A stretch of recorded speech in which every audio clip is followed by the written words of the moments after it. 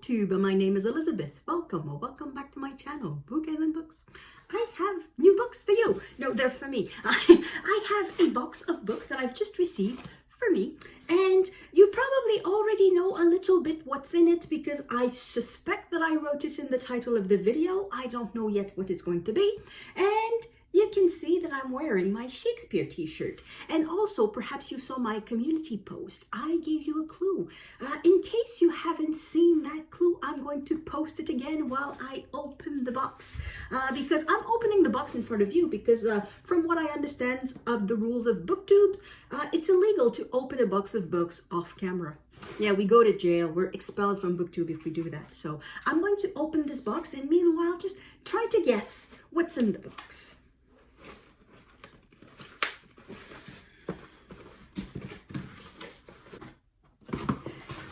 So here are the 3 plays that I bought. There is Much Ado About Nothing, King Lear, I'm trying not to cover the title with my fingers, and Richard II. So why these 3 plays? Well, obviously there's a comedy, there's a tragedy, and there's a history. Well, obviously also, I did not have copies of these plays. But why did I decide to buy these plays now? Well, it is because of this.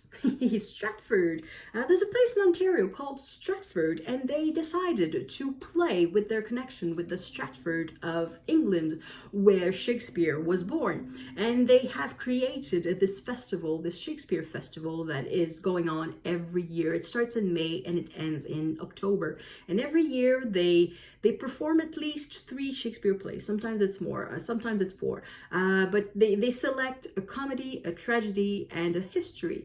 And this year, they selected Richard II, King Lear, and Much Ado About Nothing. And I'm going to see them. I'm going to go to Stratford in June. So it's coming up very soon. So that's why I wanted to have the plays, because I wanted to read them first. So I thought this would be an excellent excuse to talk about me in Shakespeare, my experience with Shakespeare. What have I read? What have I seen? And what books related to Shakespeare do I have and have I read? And yeah, why Shakespeare? I think that's the main question. Why Shakespeare for me?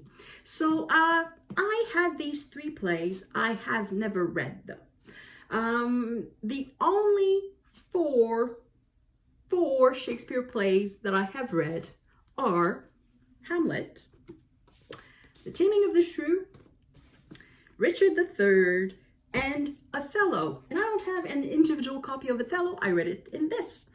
So this is a collective work of Shakespeare. This is the illustrated Stratford Shakespeare, all 37 plays, all 160 sonnets and poems, over 450 illustrations. It comes with pictures. It comes with 0 notes. There's no introduction. There's not a single note. There's not a single extra document. It's just the text of Shakespeare. And it doesn't say either how it was established, because I know that for some plays, there's the first folio, of course, but there's also sometimes individual copies that were printed in quarto format or octavo format, and sometimes it's not necessarily the first folio version that is taken. Sometimes the changes are made, or so there's no explanation whatsoever as to the provenance of these of the texts.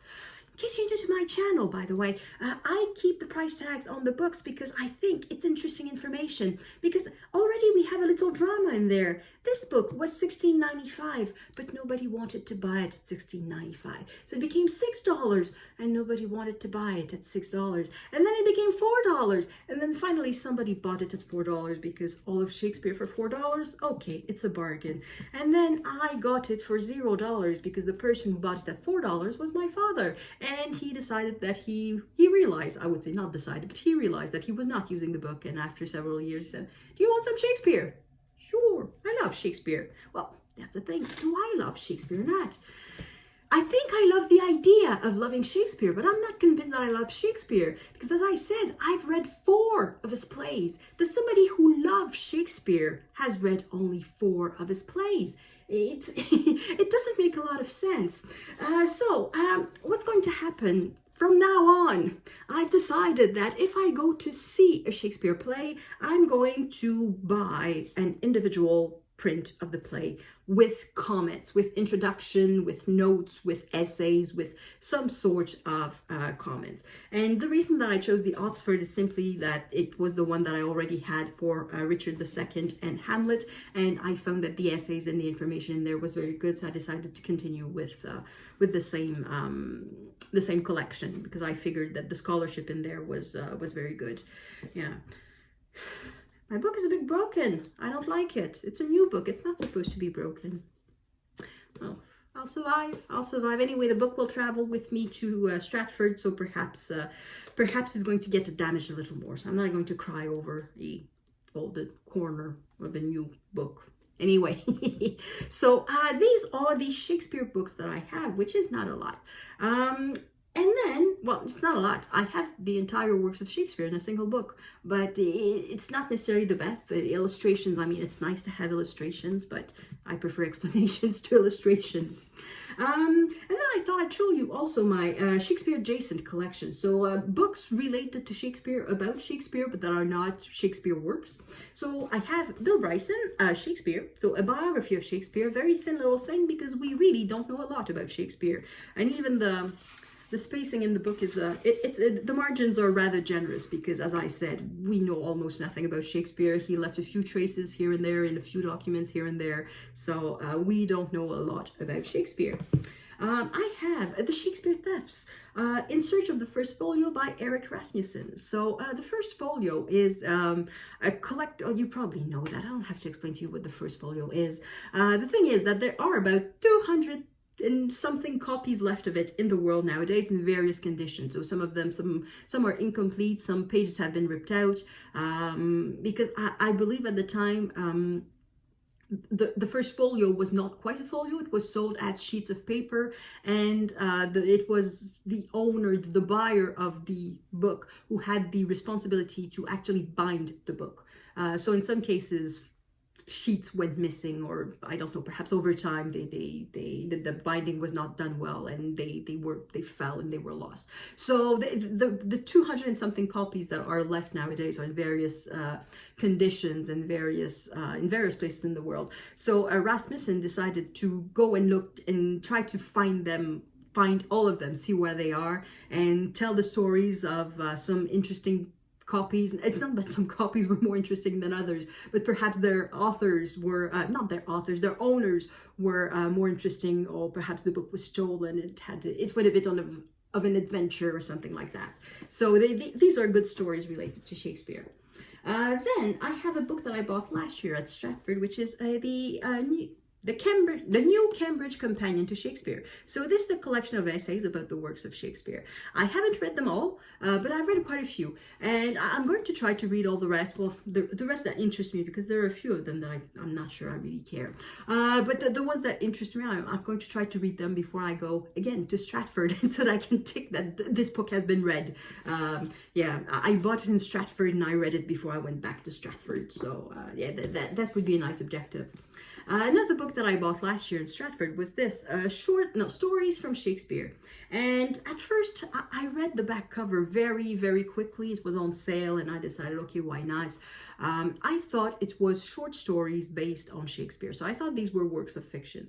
Absolutely not. When I got home and I looked at the book correctly, I realized that these were just summaries of the plays. And at the time, I was a bit disappointed. But it turns out that it's very useful. Whenever somebody talks about a play that I don't exactly know what it's about, I go to the book and then I read the summary, and then I know what the play is about. And before reading a play, so I've received, for example, King Lear. I didn't really know what it was about, so I went and read the summary. So now, even if I don't read all the notes in the book and all the essays and all of that, I feel much better equipped to read the play for the first time, because I know already what it's about. I know what's going on. I know what the action is. I'm not sure I know I know the symbolicism of it all and the meaning of it all, but I know what the story of the play. So it turns out that I'm very happy to have bought that book. It's well, I suppose I could have Googled that kind of thing, but it's nice to have a book. I love books. And then another book that I've read is Contested Will, Who Wrote Shakespeare by James Shapiro.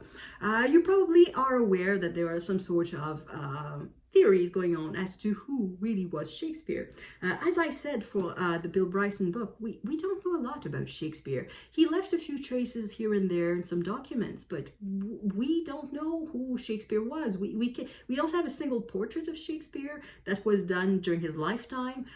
We don't have a biography of him. We don't have any newspaper article of him. He didn't leave a diary. He didn't leave letters. He didn't leave manuscripts. We don't know a lot about Shakespeare. So a lot of theories as to who really was Shakespeare have come up. And in this, James Shapiro examined some of them, like the idea that Shakespeare was really Marlowe, or that he was Edward de Vere, or Francis Bacon, or I don't know who else. So it's very interesting. It's a bit of a history of the conspiracy theories. And the conclusion is, at the end, is that all of these theories, none of them really have any proof behind them. The best conclusion is that Shakespeare wrote Shakespeare. So yeah, he's not for the conspiracy theories. And Shapiro just won the Bailey Gifford Prize for another book about Shakespeare. He has written at least two others that I know of. One is A Year in the Life of William Shakespeare, 1599. And the other one is 1606, the Year of Lear. And the one, 1599, this one has just won the Bailey Gifford. And it's not because he just wrote the book. It's not because the book was published last year. It's the 25th anniversary of the Bailey Gifford Prize. And they decided to crown the winner of winner. Instead of going to books that were published in 2022 and choose another winner of the Bailey Gifford Prize, they went back to the 24 previous winners and decided to select a few that made the long list and then the short list, and then to give the prize to the winner of winners. And James Shapiro won for that, so for 1599. So now I want to read these books too. So I don't know if I'm going to read all of that before I go to Stratford, but who knows? It's on my TBR. And another book that is on my TBR that I haven't read yet is this, Will in the World, How Shakespeare Became Shakespeare by Stephen Greenblatt. I've read another book by Greenblatt on a different subject, and it was very, very good. So I know he writes well, and that he writes in a very interesting, in a way to engage the reader. So basically this book is trying to explain the mania behind Shakespeare. How did Shakespeare become the man that he is? How did he get that reputation? Because at the time, he was a playwright among many others. Was he really more admired than Marlowe, than Ben Jonson, than I don't know who else? And I think he goes over that because I haven't read the book. I'm not quite sure exactly. Perhaps it explains why am I making this video? Because sometimes I wonder, why am I interested in Shakespeare? I'm not interested in theater in particular. I'm not somebody who goes to the theater very often. So it's not, oh, well, I go see modern plays, so I want to know about older plays. That's not it. It's not a question of the play. It's really a question of the writer, the reputation of Shakespeare. As I said, I've read 4 of the plays, so I cannot say that I'm in love with the content. Otherwise, I would have read way more than that. I think I like the idea of being somebody who likes Shakespeare. It's sad a little bit. I'm jumping on a bandwagon that's been existing for hundreds of years, but it's like people participating in Jane Austen July because they'd love to be a Janeite, but perhaps they're not really. Sometimes I wonder, am I really somebody who loves Shakespeare, or do I just want to be someone who loves Shakespeare and I am behaving accordingly? I don't know yet. I'm still on the fence, but I do enjoy going to Stratford to see the plays. It's the 4th time that I'm going to go, so obviously I wouldn't go there and I wouldn't spend that much money if I was not interested, if I was finding it boring. Yeah, it's something that I like to do. So I guess I'm still working at discovering the actual works of Shakespeare, his actual words, the characters he creates, and I'm still trying to find the magic in there. I can see that there's something brilliant in there, and the fact that 400 years after they were said for the first time or written for the first time, they were still said, these lines are still said, I think it speaks volume. obviously a lot of people see genius in Shakespeare. I'm not sure that I see it myself. And it's not because it's not there. I think it's the limitation of me as somebody for whom English is a second language.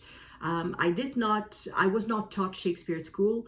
With the school, we did go see All Is Well That Ends Well, but yeah, it was in French and I didn't care for it. So we were not taught the play. It's just that it was being performed at the time, and every year the school took us to see one play, and that's the one that was selected by the teachers, I guess. And I suppose that there were prices for schools too, otherwise I'm pretty sure nobody could afford that. But anyway, no school could afford it. Yeah, I was not taught Shakespeare at school. I don't feel like I need to know Shakespeare to enjoy books. I don't feel like I'm an ignorant or that I don't have my place on BookTube if I have not read all of Shakespeare. I'm still wondering. I really think it's a question of appearance. I'd love to be the person who loves Shakespeare, but at the moment, I'm not somebody who loves Shakespeare. But I'm working on it. I'm working on it. I'm going to read all of these 3 plays before I watch them. So I don't know if I'm going to have time to read all the essays and all the notes that come with it, but they will be available if I want more information. And we'll see how it goes. So the plays of Shakespeare, have I mentioned that yet? That's the thing with these rambling videos. I don't remember if I've talked about the plays that I have seen. So I have seen in real life, the plays that I have seen in real life are Richard III, that I've seen twice. I've seen it last year in Stratford, where Richard III was played by Comfiore, and I saw it in London about 10 years ago, and Richard III was played by Martin Freeman, and it was set in some sort of dystopian, dictatorial, modern-day Britain of the 1970s. Perhaps 1980s also, perhaps it was I think it was some sort of weird version of Thatcherian Britain. And it worked rather well until the famous line, "A horse, my kingdom for a horse," and then it didn't work at all, because it was the setting was some sort of government offices. You had desks and phones and typewriters. Sorry, I was interrupted by an Amber Alert from a different province. Yep, it's not even in the region. It goes by province, but province of Quebec is rather big. And I'm not even in the province of Quebec. I'm in Ontario, and yet I get the Amber Alerts for the province of Quebec. Yay. Anyway, as I was saying, what was I saying? So I've seen Richard III twice. So once in Stratford, once in London, and the modern version in London worked rather well until the famous line, "A horse, my kingdom for a horse," which made no sense. So the only way to play it was to pretend that Richard III was somewhat losing his mind, which doesn't make sense, because everything that precedes it is not building up to Richard III losing his mind. He's desperate. He's very clear-headed. He sees very well that it's the end for him. So it's not madness at all. So it didn't work. So that line didn't work. And yeah, I think Martin Freeman was okay, but yeah, it was the problem was the line at the end with the modern setting. It just ruined the entire thing. So I've seen Richard III. I've seen Hamlet at Stratford, and I think I've seen it in Ottawa once. I'm not even sure. So let's say that I've just saw it once. I remember very well seeing it at Stratford. I saw Othello at Stratford. The rest is just Stratford, so I'm just going to say the ones I've seen. So I've seen Othello. I've seen last year All Is Well That Ends Well, The Taming of the Shrew, and I think that's it. And as a teenager, All Is Well That Ends Well, and As You Like It, with the school in French. So these are the only plays of Shakespeare that I've seen in real life. However, some other plays are rather familiar. I've never seen a version of Much Ado About Nothing in real life, but I've seen the movie that was made in the 1990s with Kenneth Branagh. I think he was directing. And there was a star-studded cast. There was Denzel Washington was in there, Keanu Reeves. In the 1990s, I watched that movies with my girlfriends, and yes, we were just waiting for the few lines of Keanu Reeves in that movie. So I saw that movie.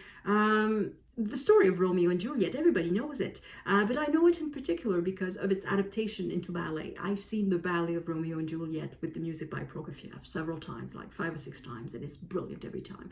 The music is great. So I know Romeo and Juliet from that. I've also seen the ballet A Midsummer Night's Dream because it has been made into a ballet. The music is by Mendelssohn, though Mendelssohn did not compose ballet music. He composed music that was, it was called incidental music to A Midsummer Night's Dream. So there was a play of a performance of A Midsummer Night's Dream, and he was commissioned to write some music to go with it, and that music was used to create a ballet. So I've seen that, and I'm trying to see the other references that I have. I don't think I've seen any movies with Laurence Olivier playing sort of movie version of the plays of Shakespeare. I've never seen the Romeo and Juliet of Baz Luhrmann. I've never seen that. And yeah, movie-wise, I haven't seen a lot of Shakespeare. I've seen Shakespeare in Love, but I don't think it counts. It's not a work of Shakespeare. So I've seen Much Ado About Nothing, and I think that's it. So yeah, my experience with Shakespeare is rather limited in a way. Written, I've read 4. I'm going to make it 7 before the end of the month. And yeah, I've seen some representations, a bit more, 6 representations, which is already not bad. And yeah, I want to see more. Yeah, perhaps it wouldn't be a bad objective to say I will read all of Shakespeare plays.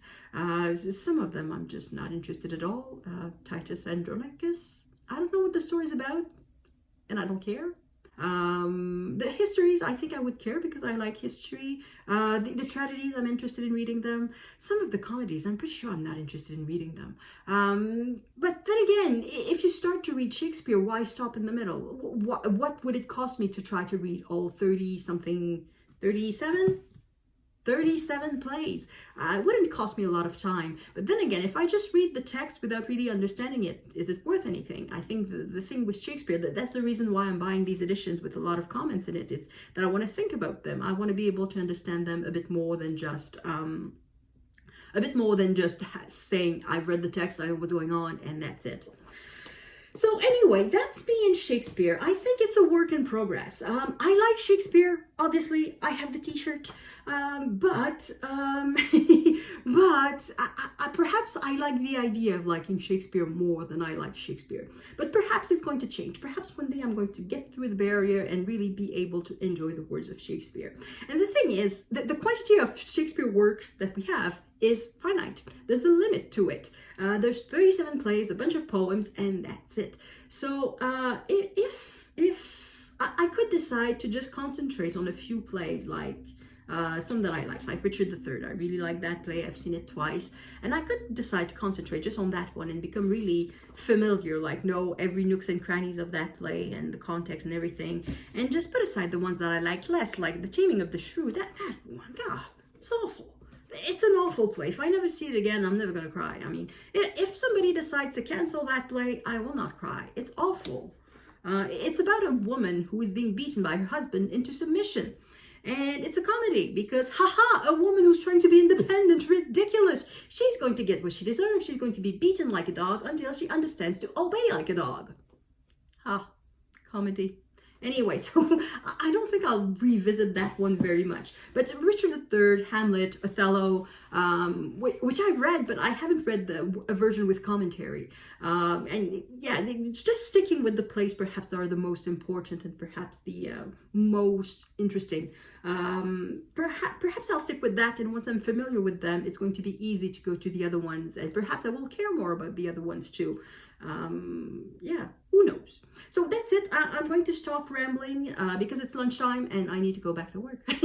So thank you everyone for watching. Let me know in the comments, what is your experience with Shakespeare? Have you read him? Do you like him, or do you just like the idea of liking him, or do you not care at all about him? Because that is also an option, not to care at all about Shakespeare. And you know what? You're not going to die. So that's it. Thank you for watching, and I will see you in the next video. À la prochaine!